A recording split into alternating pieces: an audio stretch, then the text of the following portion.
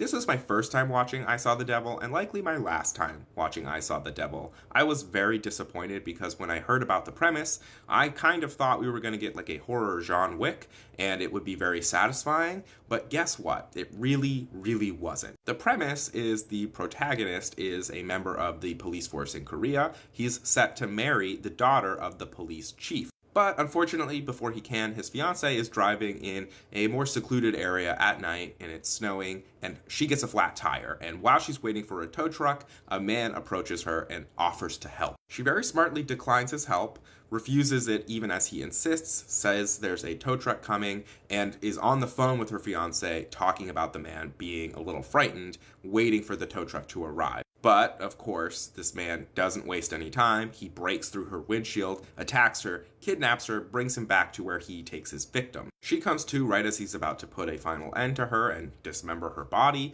and begs for her life and tells him that she's pregnant. This does nothing to dissuade him, and he carries on what he's going to do, only for us to see in a flash forward later that they find her body pieces. First, some in a bag on the side of the road, and then they find her head in a local river. This leads our protagonist to go out on a revenge quest, which is a pretty typical setup for a lot of these kinds of movies. It's from here that the movie, for me, completely loses the plot, because he does hunt this guy down and he does find him relatively quickly, and he even has him in his grasp completely unconscious and could do any number of revenge-based activities on him. He does get a few good licks in, right? He does break the guy's arm, but then he lets him go.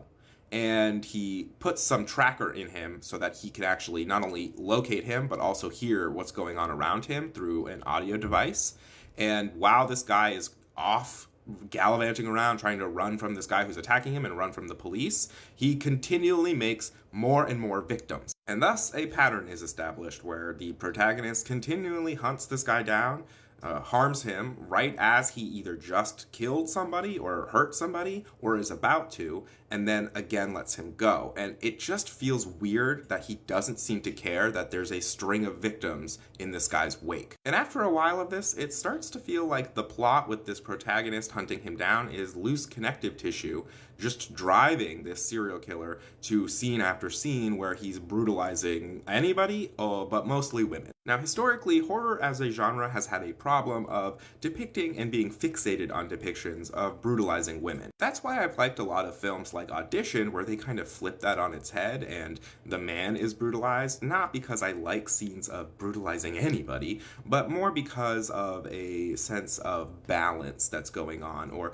even a sense of self-awareness that is a problem that is happening in that kind of film. I don't know that the filmmakers are as self-aware in this example. It doesn't necessarily feel like they are that interested in actually punishing this guy, because even though the protagonist does inflict a lot of grievous wounds, they only appear grievous like in the moment they're being inflicted, and then after that, it seems like he kind of shook them off and is more or less fine. And I get that the point is to portray this protagonist as becoming the kind of monster that he is hunting. At the end of the day, I didn't find really any of the plot with the protagonist and the serial killer at all interesting or satisfying. It just felt like it was there, while the true focus felt like it was on the brutality. And as much as I love horror and I love special effects and I love when they push special effects to their limit, it's not the brutality I'm ever after in these movies. The brutality is what sets the stakes